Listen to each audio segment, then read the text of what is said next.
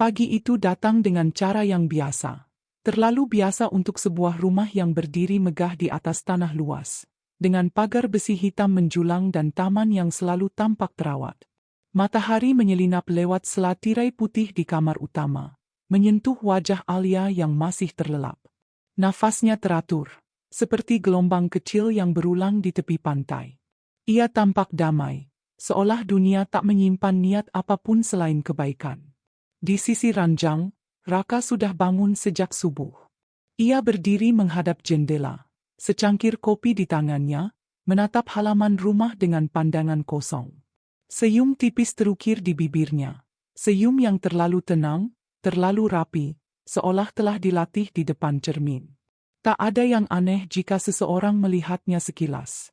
Raka memang selalu seperti itu, suami penuh perhatian, pria yang tahu cara menempatkan diri, menundukkan kepala saat berbicara, dan menyebut nama istrinya dengan suara lembut. Namun pagi ini, ada sesuatu yang tak terdengar, tak terlihat, tapi terasa. Sebuah jarak dingin yang membentang di antara mereka. Alia perlahan membuka mata. Ia tersenyum kecil saat melihat punggung suaminya. Sosok yang dulu membuatnya percaya bahwa cinta bisa menjadi tempat paling aman untuk pulang. "Mas sudah bangun?" tanyanya. Suaranya masih parau oleh sisa tidur. Raka menoleh, senyum hangat langsung terpasang. "Aku nggak mau bangunin kamu. Kamu kelihatan capek akhir-akhir ini."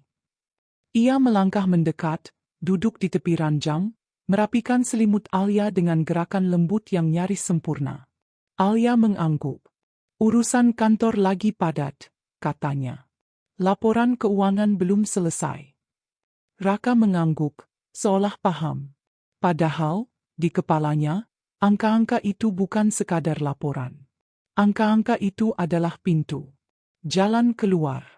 Janji kebebasan yang selama ini terasa begitu dekat namun tak pernah benar-benar bisa ia sentuh. Sejak awal pernikahan, Raka tahu satu hal. Segala sesuatu dalam rumah tangga ini berdiri atas nama Alia. Rumah, perusahaan, investasi, bahkan tabungan bersama. Semuanya mengalir dari kerja keras Alia yang mewarisi dan mengembangkan usaha keluarga. Raka datang dengan cinta, atau setidaknya itulah yang ia yakini saat itu. Tapi cinta, seperti api kecil, bisa berubah arah ketika tertiup angin keserakahan. Awalnya, Raka hanya merasa kecil. Ia suami, tapi bukan pemilik. Ia kepala keluarga, tapi bukan pengambil keputusan terakhir. Setiap tanda tangan, setiap kebijakan besar, selalu berakhir di tangan Alia. Orang-orang memujinya sebagai suami yang beruntung. Dan pujian itu, alih-alih menguatkan, justru menggerogoti harga dirinya pelan-pelan. Raka belajar tersenyum. Belajar mengangguk. Belajar memuji di depan orang lain. Ia menjadi ahli dalam memainkan peran. Hingga suatu hari, peran itu terasa seperti penjara yang dindingnya terbuat dari emas. Alia tak pernah bermaksud merendahkannya. Ia hanya bekerja seperti biasa, mencintai seperti biasa, percaya seperti biasa. Tapi kepercayaan, ketika jatuh ke tangan yang salah, bisa menjadi celah paling berbahaya. "Aku bikin sarapannya," kata Raka, berdiri. "Favorit kamu." Alia tersenyum. "Terima kasih, Mas." Saat Raka melangkah keluar kamar, senyumnya perlahan memudar. Di dapur yang sunyi, ia meletakkan cangkir dengan sedikit lebih keras dari biasanya. Pikirannya berkelindan, menyusun potongan-potongan kecil yang selama ini ia kumpulkan. Dokumen, percakapan, hukum, dan waktu. Semua tampak rapi di permukaan, seperti papan catur yang menunggu satu langkah terakhir.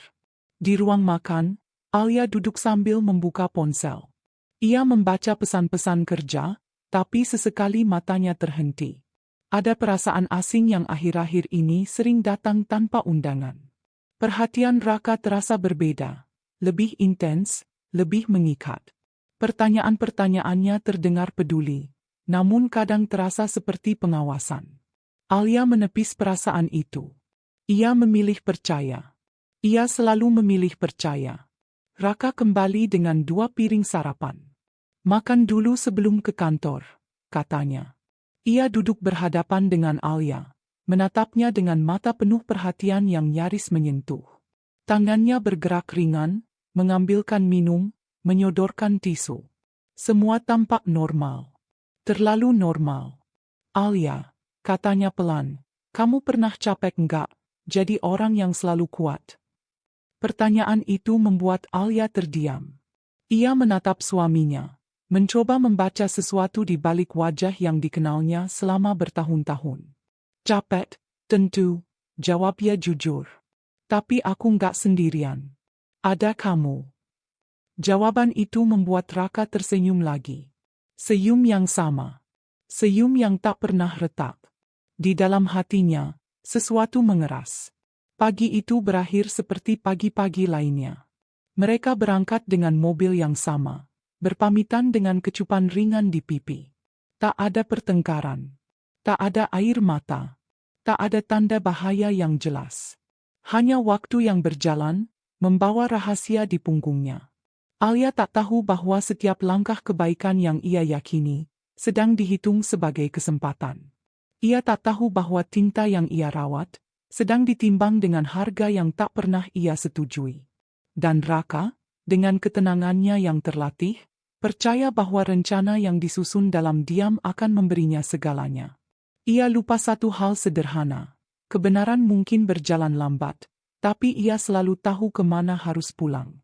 Dan di rumah besar itu, di balik senyum-senyum yang tampak hangat, sebuah cerita gelap mulai bergerak, pelan, rapi, dan mematikan bagi siapapun yang menganggap cinta tak akan pernah berkhianat.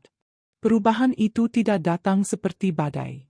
Ia datang seperti debu, halus, nyaris tak terasa, tapi perlahan menempel di setiap sudut kehidupan Alia. Hari-hari Alia dimulai dengan ritme yang sama. Rapat, laporan, telepon yang tak pernah benar-benar berhenti berdering. Perusahaan yang ia pimpin tumbuh pesat, menjadi kebanggaan keluarga sekaligus tanggung jawab yang tak ringan. Di balik meja kerjanya yang rapi, Alia sering menahan lelah, menegakkan bahu, dan berkata pada dirinya sendiri bahwa semua ini layak diperjuangkan. Ia melakukan itu bukan demi harta semata, melainkan demi amanah orang tuanya yang telah pergi lebih dulu. Namun belakangan, ada satu hal yang sering mengusik pikirannya saat ia sendirian di ruang kerja, Raka. Bukan karena pertengkaran, bukan pula karena kata-kata kasar. Justru karena ketenangan yang terlalu dijaga.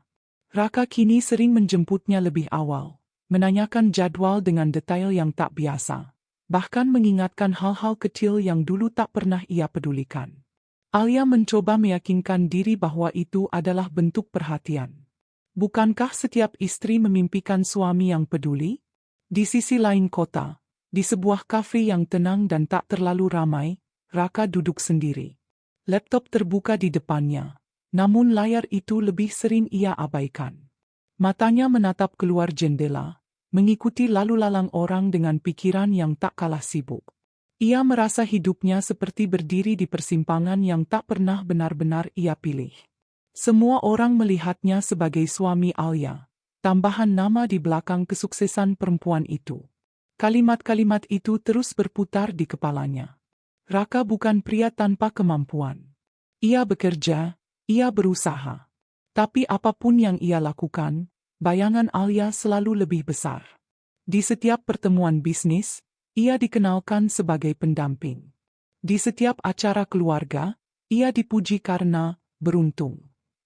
Kata itu, beruntung, terdengar seperti pujian. Tapi bagi Raka, itu adalah pengingat bahwa ia hidup dari sesuatu yang bukan miliknya. Tangannya mengetuk meja pelan. Ia menutup laptop, menarik napas panjang.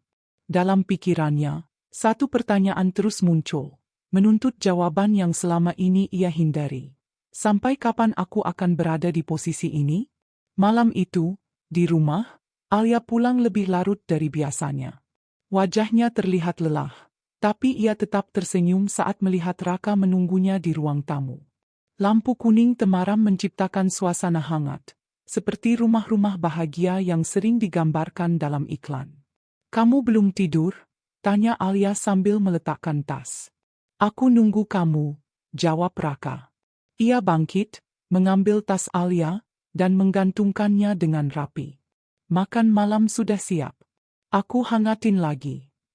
Perhatian itu membuat Alia merasa bersalah.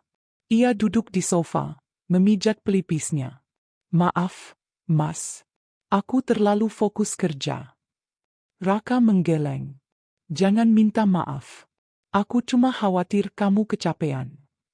Kata-kata itu terdengar tulus. Tapi di baliknya, Raka memperhatikan setiap detail. Raut wajah Alia, cara ia menghela napas, jeda kecil sebelum ia berbicara. Semua itu seperti potongan puzzle yang ia kumpulkan diam-diam. Di meja makan, Alia bercerita tentang masalah kantor. Raka mendengarkan dengan seksama, mengangguk di saat yang tepat, memberi tanggapan seperlunya.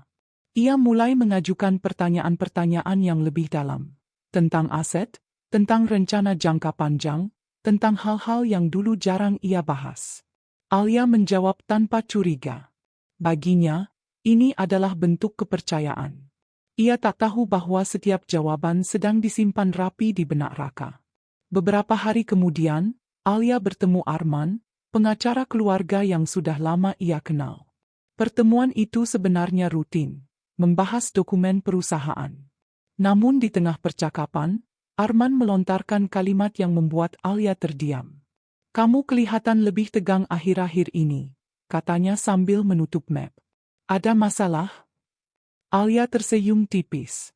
Mungkin cuma capek.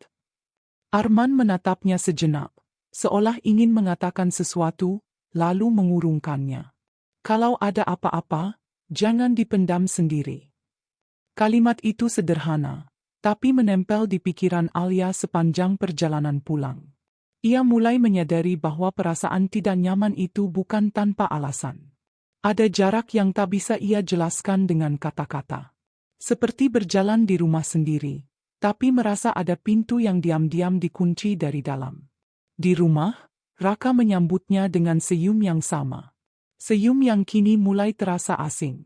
Malam itu, saat Raka tertidur, Alia bangun perlahan. Ia duduk di tepi ranjang, menatap wajah suaminya yang tampak damai.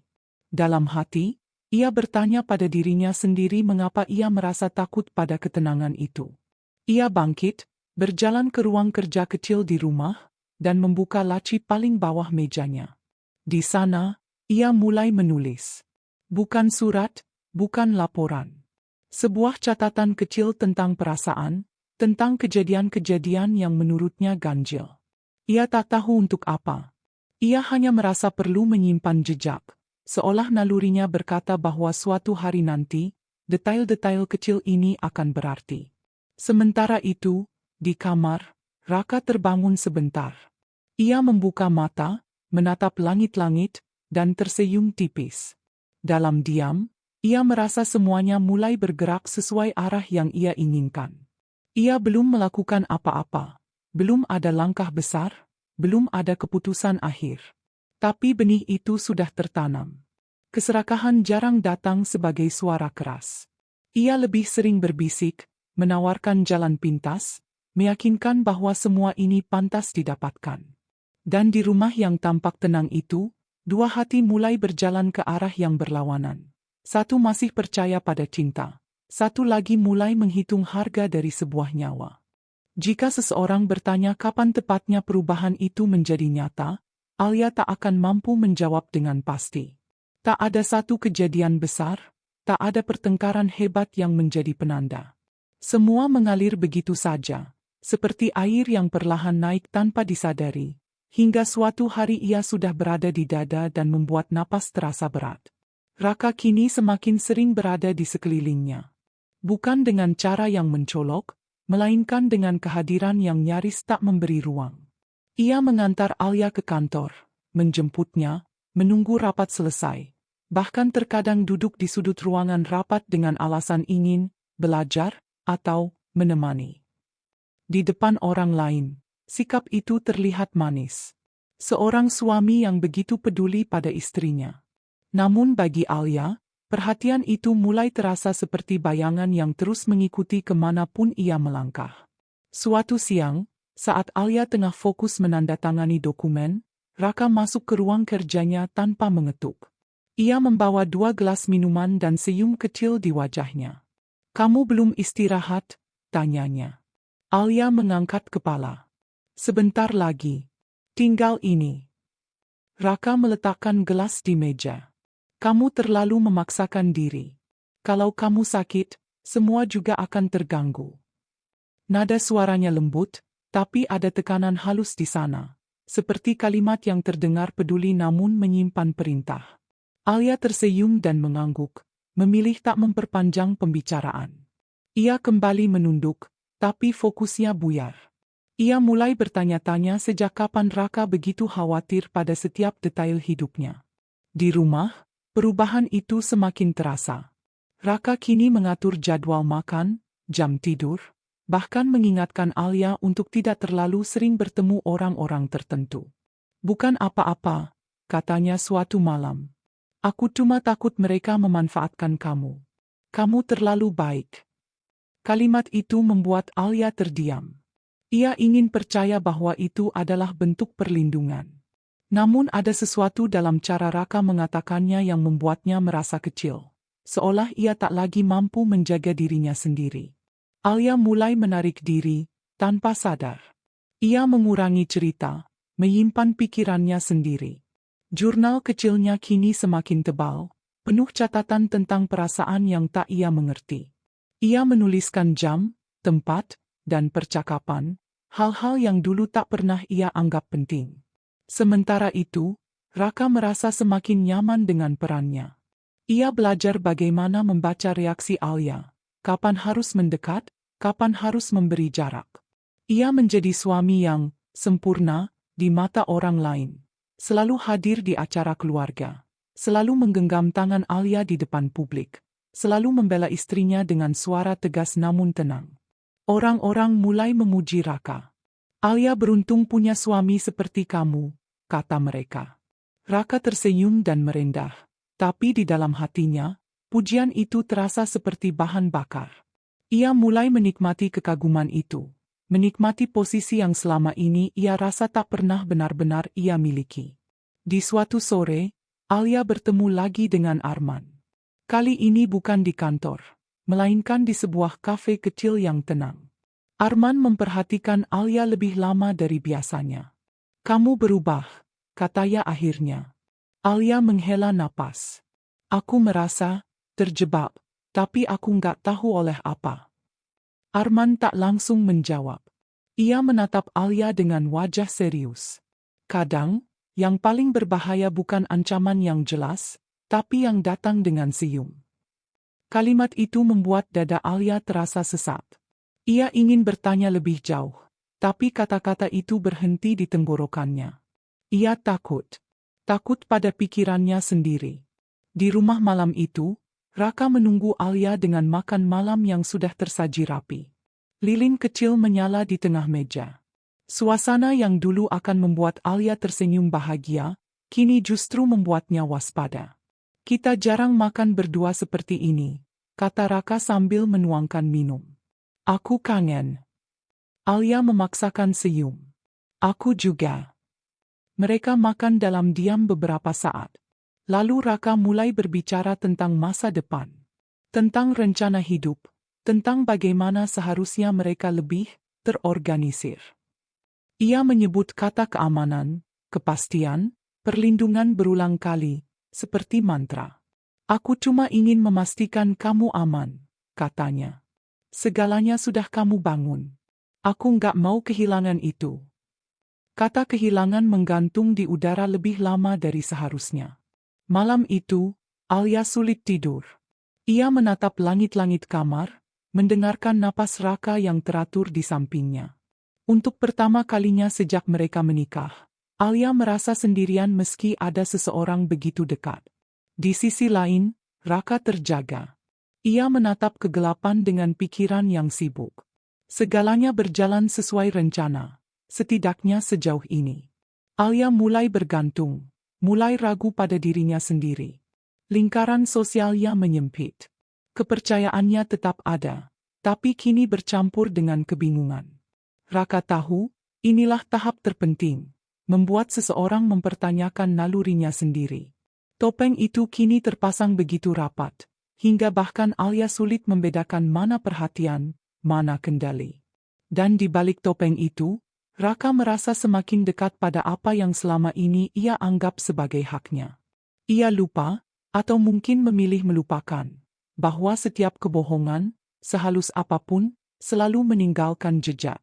Dan jejak-jejak itu sedang dikumpulkan diam-diam oleh seseorang yang masih percaya pada cinta, tapi mulai belajar untuk tidak lagi menutup mata. Raka selalu percaya bahwa rencana terbaik adalah yang tidak terlihat seperti rencana. Ia tidak menulis apapun di atas kertas, tidak menyimpan catatan di ponsel, tidak membicarakannya dengan bahasa yang jelas. Semua ia simpan di kepalanya, tersusun rapi seperti rak buku yang hanya ia tahu urutannya. Di hadapan Alia, ia tetap menjadi suami yang hangat. Di luar itu, ia mulai menata waktu, kebiasaan, dan persepsi orang-orang. Hal-hal kecil yang jika dirangkai akan membentuk satu gambaran utuh. Pagi-pagi kini terasa lebih teratur. Raka memastikan Alia sarapan, memastikan jam berangkatnya, memastikan rute yang ia lalui. Ia menyebutnya perhatian. Ia menyebutnya kebiasaan baru yang baik. Alia menerimanya dengan senyum tipis. Meski di dalam hatinya ada suara kecil yang bertanya, "Sejak kapan hidupku diatur sedetail ini?" Di kantor, Alia mulai merasakan kelelahan yang berbeda. Bukan hanya lelah karena pekerjaan, tapi lelah karena harus terus meyakinkan dirinya sendiri bahwa semuanya baik-baik saja. Ia menghindari tatapan terlalu lama, memilih jawaban singkat saat Raka bertanya, dan semakin rajin menulis di jurnalnya. Ia menulis bukan karena ia tahu apa yang sedang terjadi, melainkan karena ia takut suatu hari ia lupa bagaimana rasanya saat naluri itu mulai berteriak. Suatu sore, Raka datang menjemput Alia lebih awal. Ia membawa kabar tentang janji makan malam dengan seorang kenalan lama. Seseorang yang katanya bisa membantu, merapikan urusan keluarga dan masa depan. Alia mengernyit. "Kenalan siapa?" "Orang yang paham soal perencanaan," jawab Raka singkat. "Tenang saja, aku cuma mau dengar pendapat." Alia mengangguk, meski hatinya tidak tenang. Di restoran itu, percakapan berlangsung ringan. Tidak ada pembahasan yang mencurigakan. Hanya obrolan tentang hidup, tentang risiko, tentang bagaimana orang sering menyesal karena tidak bersiap. Alia lebih banyak diam. Raka lebih banyak tersenyum. Ia menyimak, menyimpan, menyaring. Malam itu, di rumah, Alia duduk di ruang kerja kecilnya. Ia membuka laci dan mengeluarkan map berisi dokumen-dokumen penting. Tangannya gemetar sedikit saat ia memeriksa satu persatu. Ia tidak tahu apa yang ia cari, tapi ia tahu ada sesuatu yang harus ia pastikan. Ia teringat nasihat Arman tentang senyum yang bisa menyembunyikan niat. Keesokan harinya, Alia menghubungi Arman. Mereka bertemu di kantor Arman, jauh dari tempat-tempat yang biasa. Alia berbicara pelan, seolah takut dinding pun mendengar.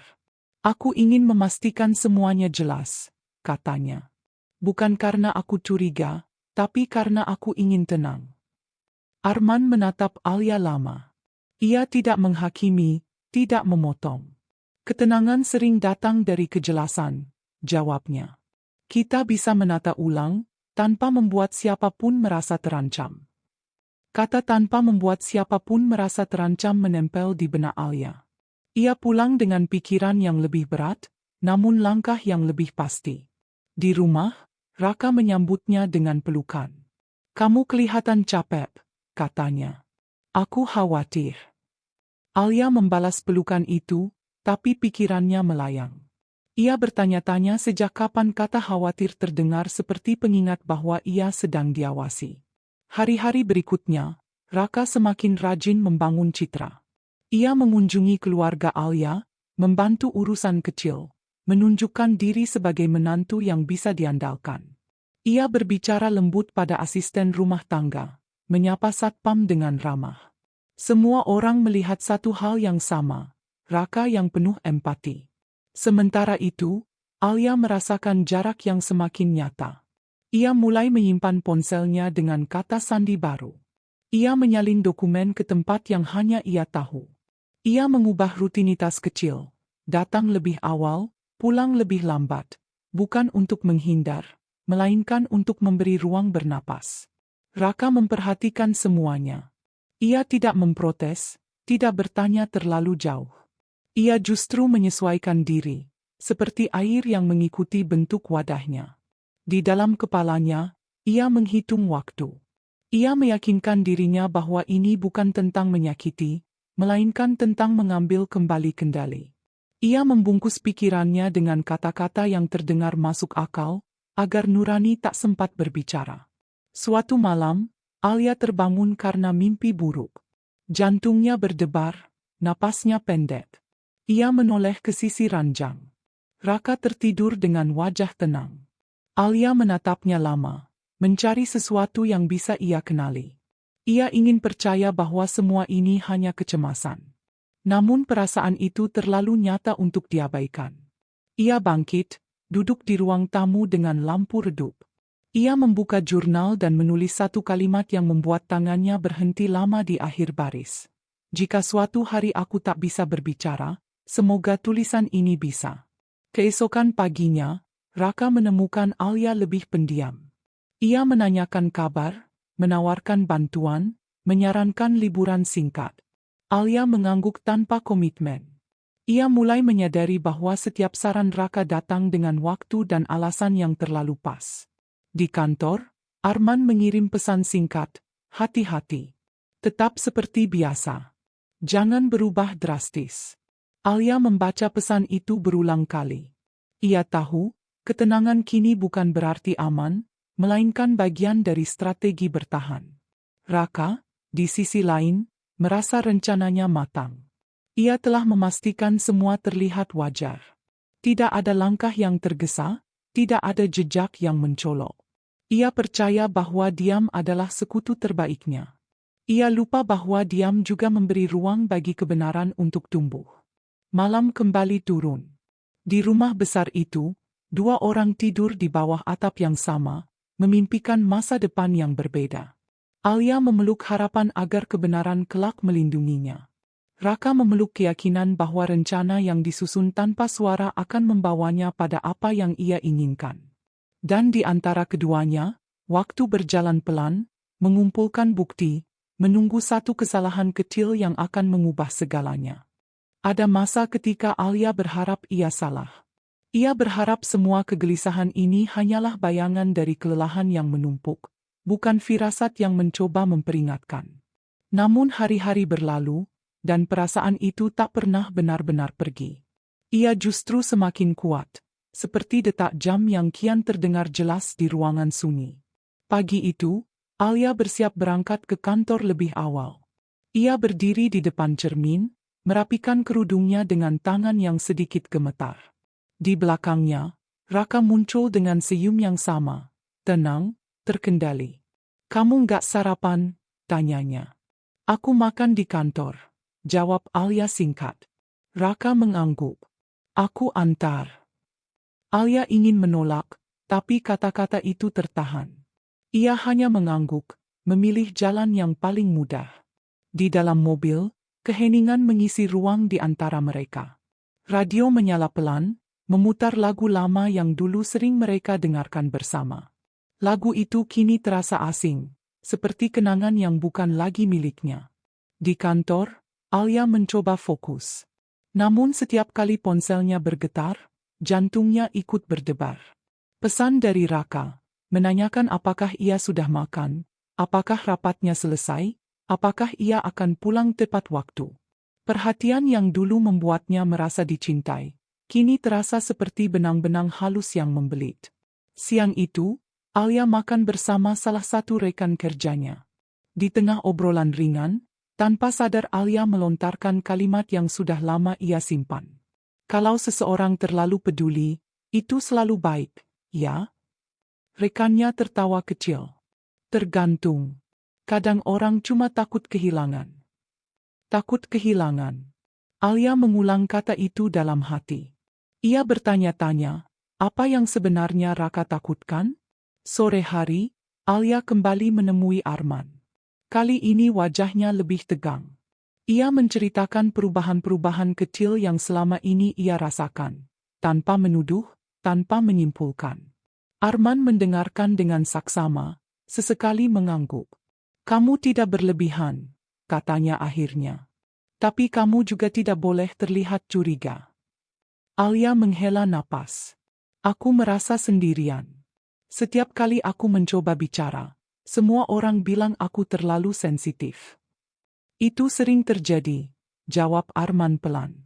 "Ketika ancaman datang bukan sebagai kekerasan, tapi sebagai perhatian." Kata-kata itu membuat mata Alia panas. Ia menunduk, menahan sesuatu yang hampir jatuh. Ia tidak ingin menjadi perempuan yang dicap paranoid. Ia hanya ingin merasa aman di rumahnya sendiri.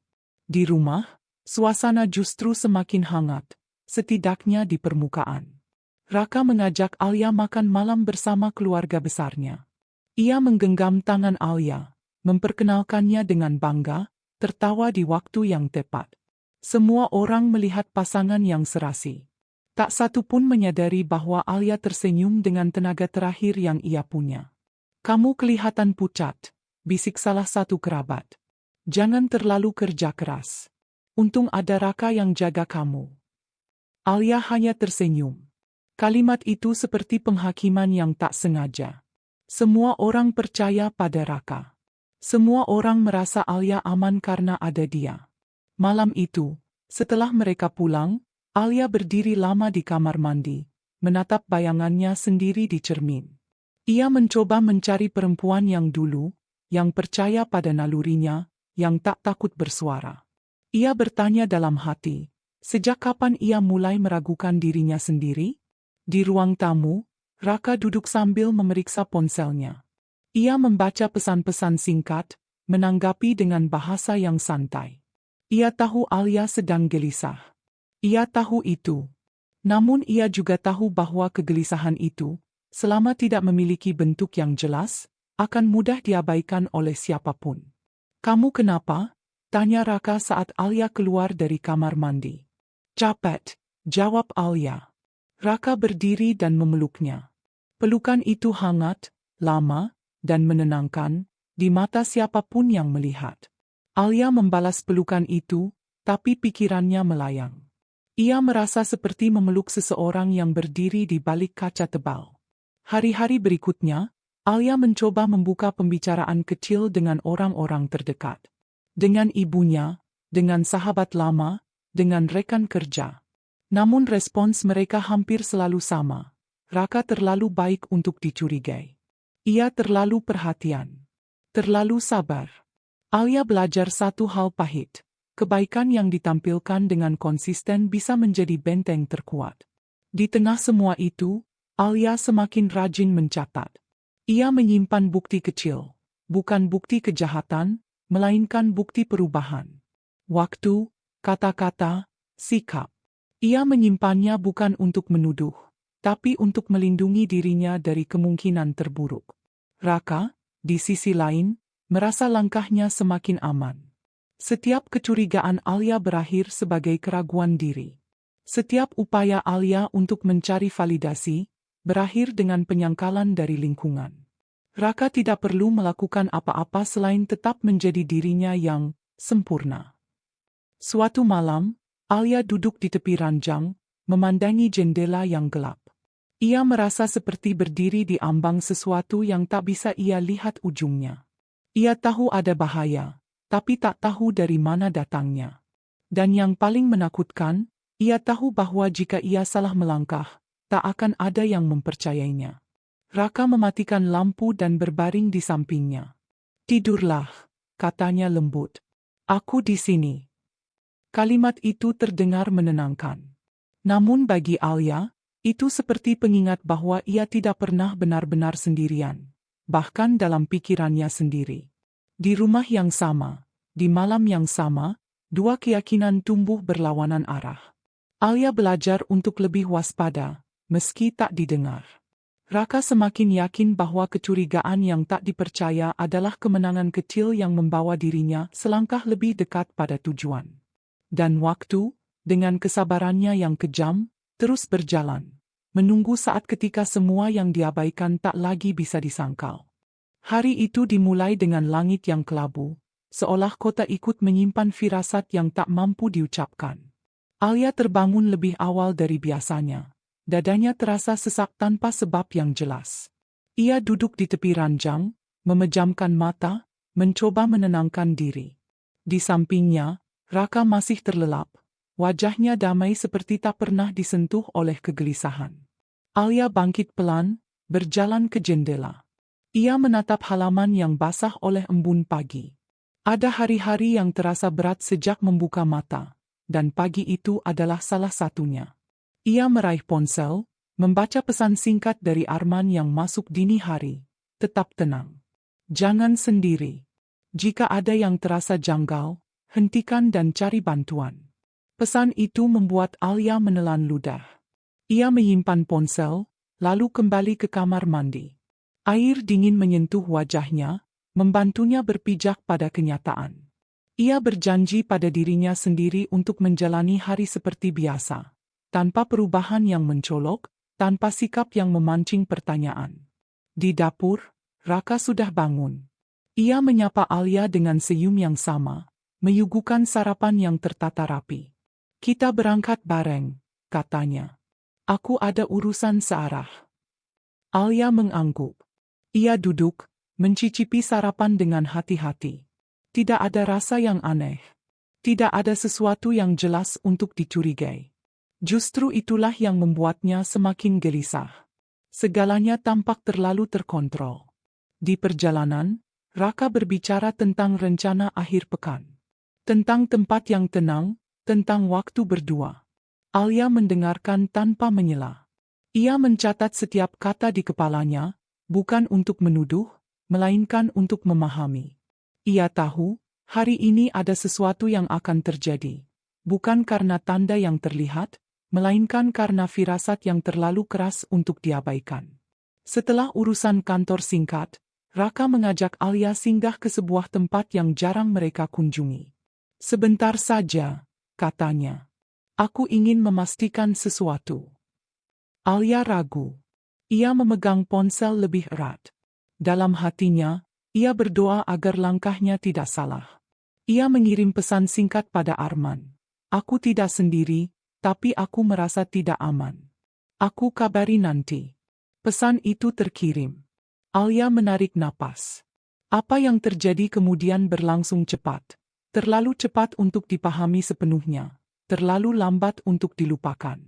Ada momen ketika Alia merasa tubuhnya melemah, pandangannya berkunang, dan suara di sekelilingnya terdengar jauh. Ia berusaha berbicara, berusaha bertahan, berusaha mengingat satu hal yang bisa ia pegang. Dalam kekacauan itu, satu pikiran muncul jelas. Aku tidak boleh diam. Alia terjatuh, bukan dalam arti yang kasar, melainkan seperti seseorang yang kehilangan pijakan.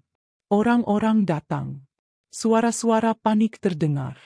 Raka terlihat cemas, memanggil namanya dengan suara yang bergetar, memeluknya seolah takut kehilangan. Di mata siapapun yang melihat, ia adalah suami yang terpukul oleh kejadian tak terduga. Alia dibawa ke tempat yang aman. Waktu menjadi kabur. Ia terbangun dengan cahaya lampu putih dan bau antiseptik. Kepalanya berat, tubuhnya lemah. Di samping ranjang, Raka duduk, menggenggam tangannya dengan mata yang berkaca-kaca. Maafkan aku, katanya pelan.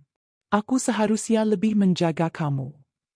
Kata-kata itu terdengar tepat, nyaris sempurna. Namun Alia merasakan sesuatu yang dingin merayap di punggungnya. Ia menatap Raka, mencoba membaca celah di balik kesedihan yang ditampilkan. Ia tidak menemukan apapun yang bisa ia sebut bukti, hanya perasaan bahwa ia baru saja berdiri di tepi jurang. Beberapa jam kemudian, Arman datang. Wajahnya tegam, matanya menyelidik. Ia berbicara dengan tenaga medis, bertanya dengan hati-hati. Ia tidak menuduh, tidak memaksa. Ia hanya memastikan bahwa setiap detail dicatat. Alia, dengan suara lemah, meminta buku catatannya. Ia menulis satu baris pendek, nyaris tak terbaca. Jika sesuatu terjadi lagi, ini bukan kebetulan.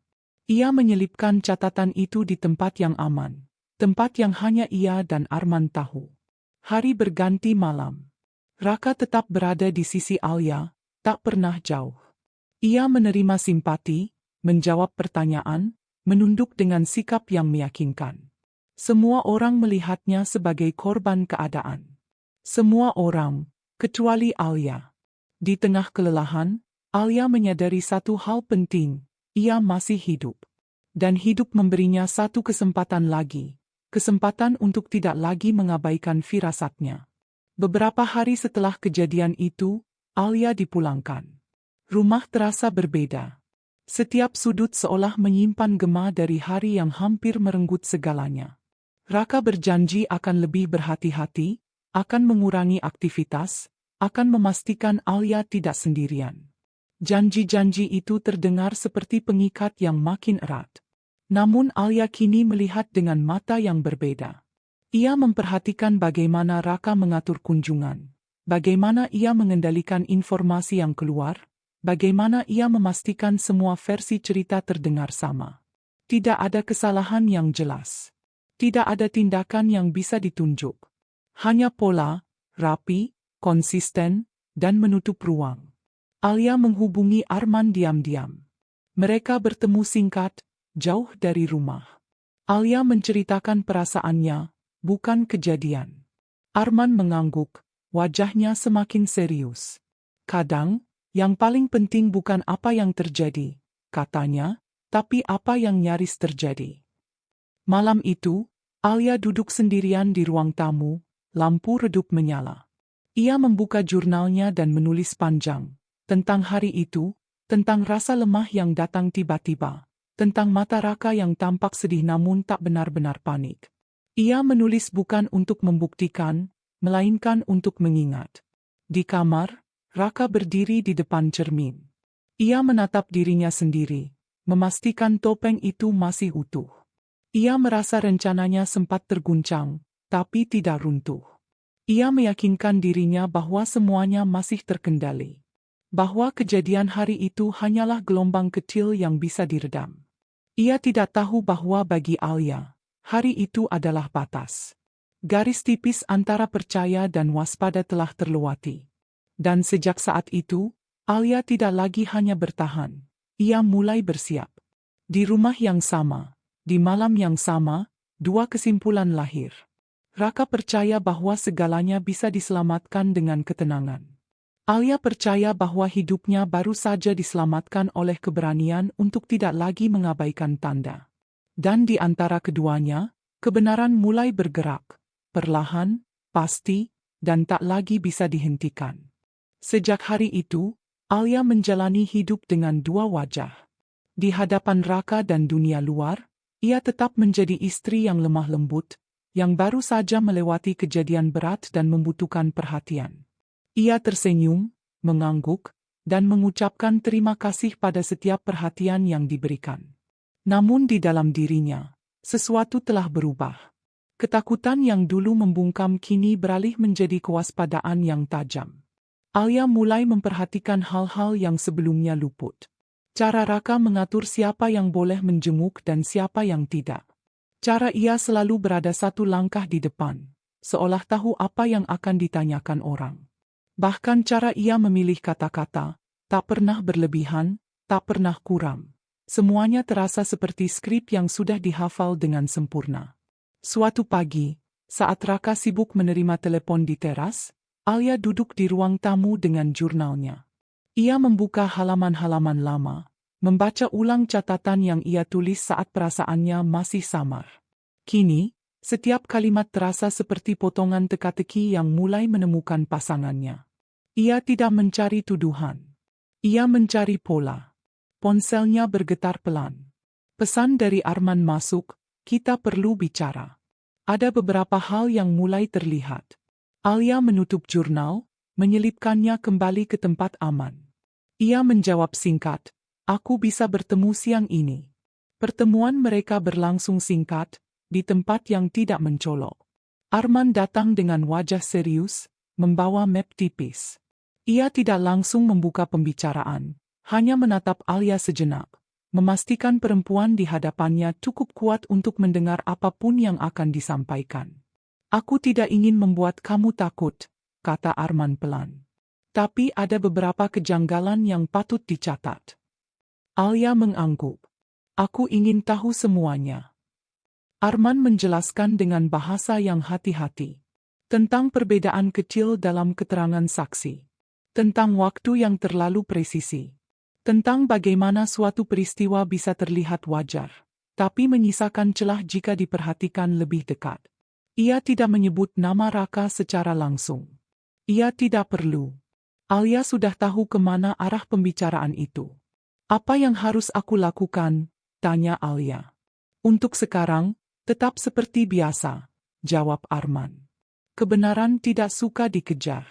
Ia lebih suka dibiarkan muncul. Alia pulang dengan langkah yang lebih mantap. Di rumah, Raka menyambutnya dengan senyum hangat dan secangkir minuman hangat. Kamu kemana? Tanyanya. Ada urusan kecil, jawab Alia ringan. Ia menatap mata Raka, mencari reaksi. Tidak ada perubahan. Tidak ada kegelisahan. Itulah yang justru membuatnya semakin yakin bahwa ia harus berhati-hati. Hari-hari berikutnya, Alia mulai menghubungi orang-orang yang dulu sempat ia jauhi. Ia menyapa sahabat lama, menjalin kembali komunikasi dengan rekan kerja, dan sesekali membiarkan orang lain berada di sekitarnya lebih lama. Setiap kehadiran orang lain adalah cahaya kecil yang mengusir bayangan. Raka memperhatikan semua itu. Ia tidak melarang, tidak mengomentari. Ia menyesuaikan diri, seperti biasa. Namun di dalam hatinya, ada kegelisahan tipis yang mulai tumbuh. Alia terlalu tenang, terlalu patuh, terlalu siap. Suatu malam, Alia berpura-pura tertidur lebih awal. Ia mendengar Raka keluar kamar, langkahnya pelan, berhati-hati. Alia membuka mata sedikit, mencatat arah langkah itu, mencatat waktunya. Ia tidak mengikuti. Ia hanya menyimpan. Keesokan harinya, Arman menghubunginya lagi. Satu orang mulai bicara, katanya. Bukan untuk menuduh. Hanya tentang hal-hal kecil yang tidak sinkron. Alia menutup mata sejenak. Ia merasakan campuran antara takut dan lega. Takut karena kebenaran berarti perubahan besar. Lega karena ia tidak lagi sendirian dalam kecurigaannya. Di rumah, Raka mulai menunjukkan tanda-tanda kelelahan. Bukan kelelahan fisik, melainkan mental. Ia menjadi lebih sering diam, lebih sering memandang kosong. Alia memperhatikan semua itu dengan jarak yang aman. Ia tidak ingin memicu apapun. Ia tahu, saat ini, ketenangan adalah pelindung terbaiknya. Suatu sore, Raka duduk di ruang tamu sambil memijat pelipis. Kamu kelihatan lebih kuat sekarang, katanya tiba-tiba. Alia menoleh. Aku belajar. Belajar apa? Tanya Raka, suaranya datar. Belajar mendengarkan diriku sendiri, jawab Alia jujur. Raka tersenyum, tapi senyum itu tidak sampai ke matanya. Alia melihatnya. Ia tahu Raka melihatnya juga. Hari demi hari, potongan-potongan kecil mulai menyatu. Percakapan yang terekam dalam ingatan. Catatan waktu. Perubahan sikap. Tidak ada ledakan, tidak ada pengungkapan dramatis. Hanya kebenaran yang tumbuh perlahan, seperti cahaya pagi yang mengusir gelap tanpa suara. Arman mengabari Alia bahwa ia harus bersiap. Bukan untuk perang, katanya. Untuk berdiri. Alia mengangguk. Ia tahu, berdiri berarti menghadapi kenyataan pahit. Bahwa orang yang ia cintai, yang ia percaya, mungkin bukan sosok yang ia kenal selama ini. Malam itu, Alia duduk di depan jendela, menatap langit yang cerah. Ia membuka jurnalnya dan menulis halaman terakhir untuk malam itu. Kebenaran tidak datang untuk menghancurkan. Ia datang untuk membebaskan. Di kamar, Raka menatap langit-langit dengan mata terbuka. Ia merasakan sesuatu bergerak di luar kendalinya. Ia tidak tahu apa, tidak tahu dari mana. Tapi ia tahu waktunya semakin sempit. Untuk pertama kalinya, ketenangan yang selama ini ia banggakan terasa rapuh. Dan di rumah itu, di bawah atap yang sama, dua kesadaran bertemu tanpa kata. Alia tahu ia tidak lagi sendirian. Raka tahu ia tidak lagi sepenuhnya aman. Kebenaran, yang selama ini dibungkam oleh senyum dan perhatian, mulai menemukan suaranya. Dan ketika ia berbicara, tidak ada topeng yang cukup kuat untuk membungkamnya kembali. Hari ketika semuanya berakhir tidak datang dengan gemuruh. Tidak ada teriakan, tidak ada kejar-kejaran, tidak ada pengakuan dramatis yang membuat orang terdiam.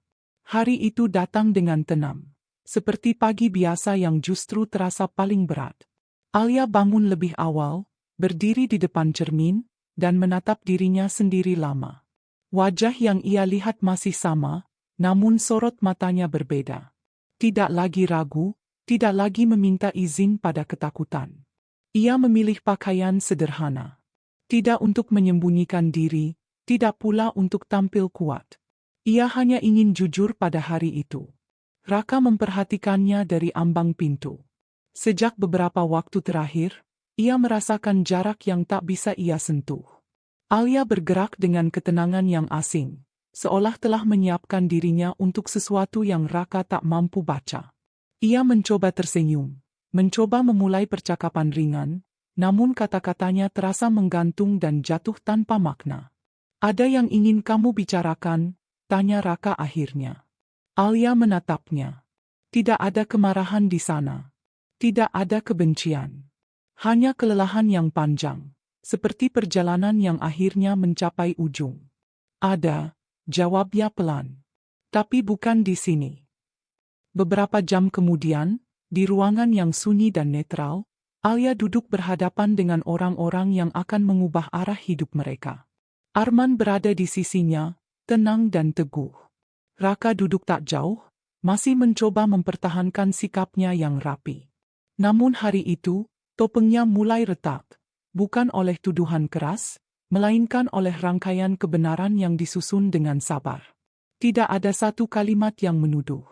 Yang ada hanyalah potongan-potongan kecil, catatan waktu, perubahan sikap, kesaksian yang saling menguatkan, dan peristiwa yang nyaris merenggut nyawa Alia. Semua itu tidak berdiri sendiri. Mereka membentuk satu cerita utuh yang tak lagi bisa diabaikan. Raka mencoba berbicara. Ia mencoba menjelaskan, merapikan narasi, menyisipkan alasan-alasan yang terdengar masuk akal. Namun kata-katanya kehilangan pijakan. Setiap penjelasan justru membuka celah baru. Untuk pertama kalinya, ketenangan yang selama ini menjadi senjatanya berubah menjadi beban. Alia mendengarkan tanpa menyela. Ia tidak mencari pengakuan. Ia tidak menunggu permintaan maaf. Ia hanya ingin kebenaran berdiri di tempat yang semestinya. Ketika keputusan itu akhirnya dibacakan, ruangan terasa hening. Bukan hening yang kosong, melainkan hening yang penuh arti. Raka menunduk. Bahunya yang dulu tegap kini terlihat rapuh. Alia menarik napas panjang. Bukan karena lega semata, tetapi karena duka yang tak bisa dihindari. Ia berduka atas pernikahan yang ia rawat dengan sepenuh hati, atas cinta yang ternyata tak pernah berjalan sendirian. Proses selanjutnya berjalan seperti alur yang sudah ditentukan. Alia dan Raka resmi berpisah. Tidak ada drama perebutan, tidak ada pertikaian terbuka. Alia menyerahkan semuanya pada hukum dan waktu. Ia tahu, berlama-lama pada luka hanya akan membuatnya tinggal lebih lama di masa lalu. Hari ketika Raka harus mempertanggungjawabkan perbuatannya datang tanpa hujan. Langit cerah, terlalu cerah untuk sebuah akhir. Raka melangkah dengan kepala tertunduk, langkahnya pelan. Ia tidak lagi dikelilingi senyum dan pujian. Ia sendirian dengan pikirannya sendiri, dengan semua pembenaran yang kini runtuh satu persatu. Di antara kerumunan yang menyaksikan, Alia tidak datang. Bukan karena benci, melainkan karena ia memilih menjaga jarak demi dirinya sendiri. Ia tidak perlu melihat akhir itu untuk merasa bebas. Ia sudah melepaskannya jauh sebelum palu terakhir diketuk. Hari-hari setelahnya terasa asing bagi Alia. Rumah yang sama kini terasa lebih lapang. Tidak karena ukurannya berubah, tetapi karena beban yang selama ini mengisi udara telah hilang. Ia membuka jendela lebar-lebar, membiarkan cahaya masuk tanpa rasa curiga. Alia kembali bekerja, perlahan. Ia membangun ulang rutinitasnya, bukan sebagai perempuan yang selamat dari bahaya, tetapi sebagai seseorang yang memilih hidupnya sendiri. Jurnal yang selama ini menjadi saksi bisu, ia simpan rapi. Tidak untuk dilupakan, tetapi untuk diingat sebagai pengingat bahwa naluri adalah anugerah yang tak boleh dikhianati. Suatu sore, Alia duduk di taman rumah, menatap matahari yang hampir tenggelam. Ia teringat semua versi dirinya. Perempuan yang percaya tanpa ragu, perempuan yang takut bersuara, perempuan yang hampir kehilangan segalanya. Ia menghormati semuanya. Setiap versi telah membawanya sampai ke titik ini. Di tempat yang jauh dan sunyi, Raka menjalani hari-harinya dengan waktu yang berjalan lambat. Tidak ada lagi peran, tidak ada lagi topeng. Ia dipaksa berhadapan dengan dirinya sendiri, dengan pilihan-pilihan yang dulu ia anggap benar. Penyesalan datang bukan sebagai teriakan, melainkan sebagai kesunyian yang panjang. Alia tidak mengikuti kabar itu. Ia memilih menutup bab yang sudah selesai. Baginya, keadilan bukan tentang menyaksikan orang lain jatuh, melainkan tentang berdiri kembali tanpa rasa takut. Pada suatu pagi yang cerah, Alia menutup pintu rumah dan melangkah keluar dengan langkah ringan. Tidak ada yang menunggunya di belakang, tidak ada bayangan yang membayangi. Ia tersenyum kecil, senyum yang tidak lagi dipelajari, tidak lagi dipaksakan. Ia tahu, hidup tidak selalu adil. Namun hari itu, ia adil pada dirinya sendiri. Dan di sanalah cerita ini berakhir. Bukan dengan kehancuran, melainkan dengan kebebasan. Bukan dengan dendam, melainkan dengan keberanian untuk memilih hidup.